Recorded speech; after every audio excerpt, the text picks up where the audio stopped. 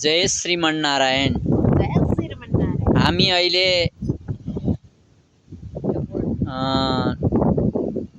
म्याग्दी जिल्लाको बेनी नगरपालिकाको रत्नेचौर भन्ने ठाउँमा छौँ। यहाँ लक्ष्मी हरि भगवान, जहाँ हाम्रा हिमालय बाबा जीयर स्वामीजी हुनुहुन्छ, उहाँको मन्दिर हो यो मन्दिर परिसर।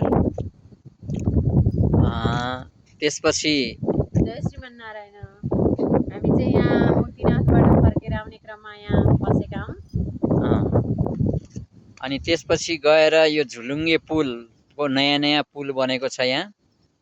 यहाँबाट म्याग्दी र बागलुङ जिल्लालाई जोड्ने यो झुलुङ्गे पुल रहेको छ।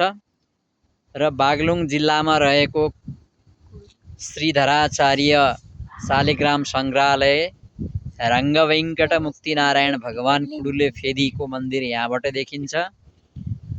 एकदम दिव्य क्षेत्र। त्यसपछि गएर सबभन्दा माथि डाँडामा पुगेपछि टुप्पोमा यो पञ्चकोटको परिदृश्य हो, जहाँ स्वामी कमलनयनाचार्यजीले गण्डकी कलशको निर्माण गर्दै हुनुहुन्छ। र यस्ता प्रकारले यो नेपालको रमणीय पहाडी भूभाग रहेको छ। हामी पनि यहाँ यस्तै मुक्तिनाथदेखि तीर्थयात्रा गर्ने क्रममा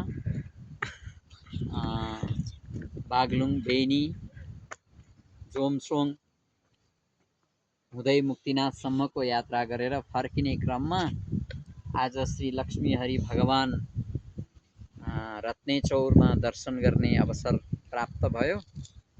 र अब हाम्रो यात्रा यहाँबाट लगभग अन्तिम चरणमा छ। जय जय श्रीमन्नारायण, जय जय श्रीमन्नारायण।